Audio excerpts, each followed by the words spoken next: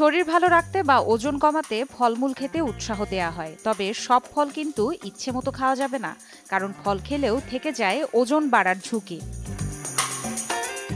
Government college of applied human সায়েন্সের খাদ্য ও পুষ্টিবিজ্ঞান বিভাগের সহযোগী অধ্যাপক শম্পা শারমিন খান প্রথম আলোকে জানান, মিষ্টি স্বাদের ফলে থাকে প্রচুর ফ্রুক্টোজ, যা থেকে গ্লুকোজ তৈরি হয়।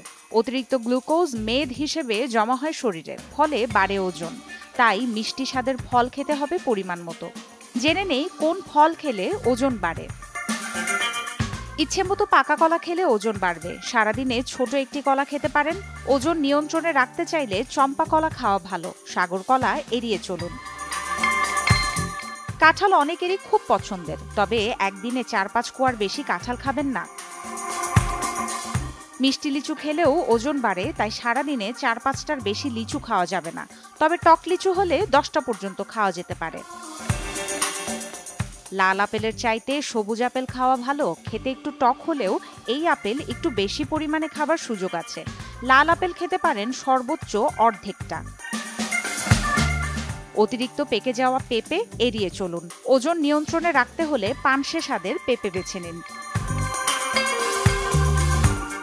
দেশে এখন মিষ্টি ড্রাগন ফলের চাষ হয়। এ ফল খেলেও ওজন বাড়ে। খেতে চাইলে দিনে সর্বোচ্চ 8 খানা। ডাবের পানি খেলে ক্ষতি নেই, কিন্তু ওজন নিয়ন্ত্রণ করতে চাইলে ডাবের শাঁসটা খাবেন না। নারকেল এবং নারকেলের তৈরি খাবারও এড়িয়ে চলুন। এছাড়াও স্ট্রবেরি, মিষ্টি আনারস কম পরিমাণে খাওয়ার কথা বলেন পুষ্টিবিদেরা। সারাদিনে 100 গ্রামের বেশি মিষ্টি ফল খাওয়া উচিত নয়।